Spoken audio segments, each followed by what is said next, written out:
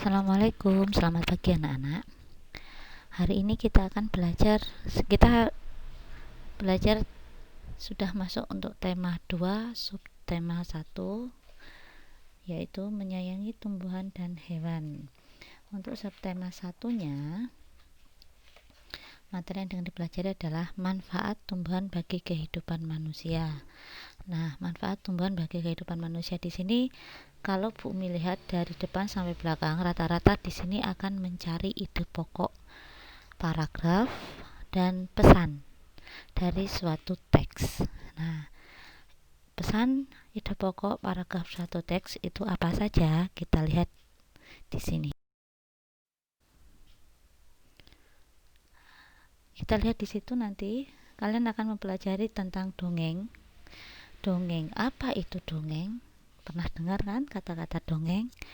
Dongeng adalah sebuah cerita khayalan atau cerita yang tidak benar-benar terjadi. Berarti ada yang mengarang. Itu maksudnya apa?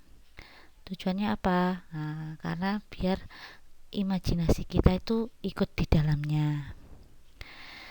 Dongeng biasanya mempunyai sifat menghibur dan mengandung nilai pendidikan. Nah, itu dongeng. Di dalam dongeng terdapat beberapa paragraf. Nah, paragraf itu seperti apa? Nah, kita nanti pelajari. Dalam satu paragraf itu terdapat beberapa kalimat. Kalimat itu misalkan di situ nanti di dongeng yang pertama adalah pohon apel yang tulus. Nah, kalimat yang pertama adalah dahulu kala ada sebuah pohon apel besar. Nah, setiap satu kalimat itu diakhiri dengan tanda titik, ya.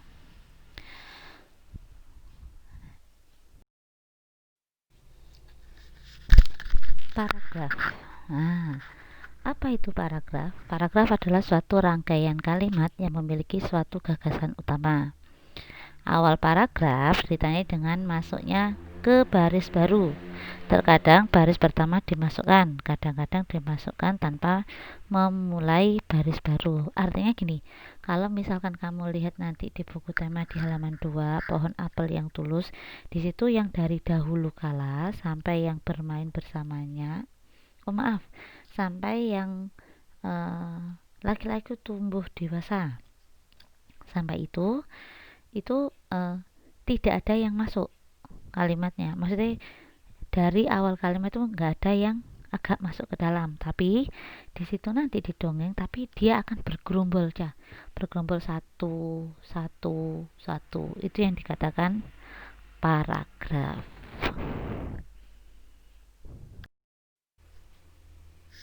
Perhatikan contoh dongeng berikut.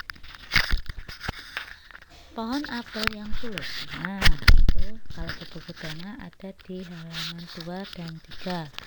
Nanti kalian baca satu persatu. Terus kalau kita koreksi, apakah di sini ada paragraf? Ada, Bu. Yang mana? Mari kita lihat satu-satu. Dari dahulu kala sampai tumbuh dewasa, itu kita hitung satu paragraf. Terus yang kedua, suatu hari sampai pohon apel, paragraf kedua. Sampai membantuku, itu ketiga. Kamu sampai sedih, itu yang keempat. Akhirnya sampai jawab laki-laki itu 5. Dan yang terakhir, baik sampai lagi, itu adalah 6. Berarti dalam satu dongeng yang berjudul pohon apel yang tulus ada 6 paragraf. Bisa untuk mengikuti ini?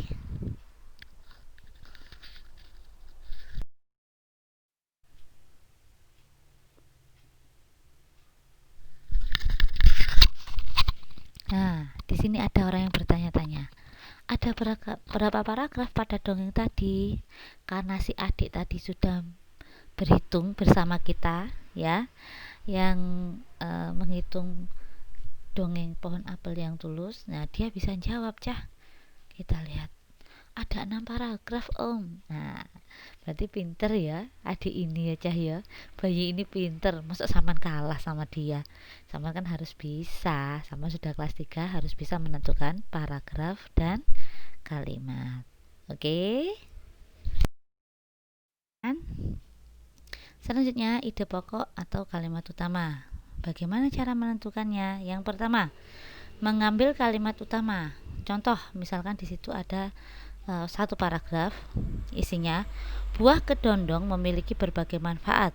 Buah ini bisa dijadikan bahan rujak yang lezat. Buah ini juga bisa menjadikan manisan. Buah yang rasanya masam ini juga bisa dijadikan obat batuk dengan cara makan daging buahnya yang sudah dicolek atau dilumuri kecap. Nah, kalimat utamanya yang mana? Kalimat utama itu berarti kalimat yang pertama dari bacaan itu. Kita lihat kalimat utamanya adalah kalimat pertamanya, buah kedondong memiliki berbagai manfaat. Itu adalah kalimat utama. Jadi kalimat yang paling atas sendiri, yang paling pertama. Yang menentukan yang kedua, mengurangi kata-kata dalam kalimat utama yang tidak perlu. Sama ya tadi contohnya. Nah, yang tidak perlu berarti apa? Nah, di situ kan dari kalimat yang pertama, buah kedondong memiliki berbagai manfaat. Ya kan? Nah, di situ ada kalimat utamanya adalah buah kedondong memiliki berbagai manfaat. Cara yang ketiga, menyimpulkan kalimat utama.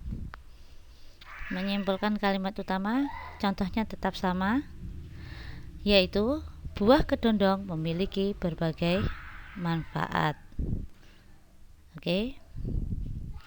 Yang keempat, menyimpulkan isi paragraf. Nah, ini contohnya beda. Ini adalah hewan berkaki 4. Hewan ini termasuk herbivora atau pemakan tumbuh-tumbuhan. Dagingnya menjadi komoditas pokok Indonesia. Saat Idul Adha, hewan ini sering dijadikan hewan kurban. Hewan ini adalah sapi. Berarti kalimat utamanya adalah hewan ini adalah sapi. Bukan yang paling atas, tapi dari cerita tadi disimpulkan bahwa hewan yang disebutkan tadi adalah sapi. Pesan cerita atau amanat adalah suatu pesan moral atau nasihat yang disampaikan oleh seseorang kepada orang lain, baik secara langsung maupun dalam suatu karya. Misalnya kalau dalam suatu karya itu yang tadi kalian sudah baca, yaitu pohon apel yang tulus. Nah, amanatnya apa yang ada di situ? Pesannya apa yang ada di situ? Pesannya adalah jangan melupakan jasa orang yang telah menolongmu. Kalau kamu saat merasa bahagia, kalau kamu bahagia, kamu lupa dengan orang lain. Tapi kalau kamu saat sedih, kamu kembali lagi ke dia. Aku saiki gak duwe konco, aku tak balik meneh ndek koncoku. Jangan seperti itu. Jadi susah senang, kamu harus tetap mengingat temanmu. Itu adalah pesan atau amanat yang ada di dalam suatu cerita. Untuk menentukan ini bagaimana caranya? Baca dulu semua ceritanya sampai habis, baru nanti kalian bisa menentukan apa sih pesannya yang ada di dongeng tersebut. Oke?